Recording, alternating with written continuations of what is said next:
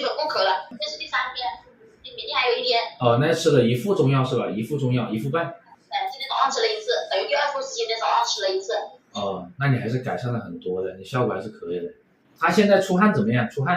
昨天在外面玩呢，就是昨天在游乐场玩那边挺热的，出了点汗，但是在外面跑还好，没有那样说一动就很多汗了。还是有改善的哦。还没人那咳了。好，你在外面跑会了，可能是他一跑的话就会咳吧，一跑就会呛了那种。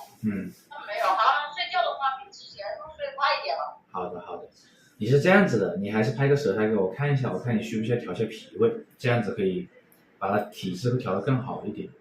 我让老师拍一下，好吧。他现在咳嗽已经好了很多，出诊的时候咳得非常频繁，也咳了很久了。跑跳、运动激烈的时候就会引起刺激性的咳嗽，这个很明显的咳嗽变异哮喘的症状。所谓的咳嗽变异哮喘，无非是寒痰淤聚在胸中所导致的，然后久而久之淤而成痰，久而成瘀，这很明显不能用普通的方子去治疗了，要用经方去治疗。我给他开的方子是柴胡桂枝干姜汤，它里面主要是含一些柴胡、桂枝、白芍等等，主要治疗思路就是把寒痰排出来，把三焦的顽痰给化掉。这个方子可以明显的起到这个作用。他现在已经不怎么咳嗽了，恢复的差不多了，然后给他开了点调理脾胃的膏方，让孩子产生自动化痰、排痰的能力，使痰不淤积在胸中。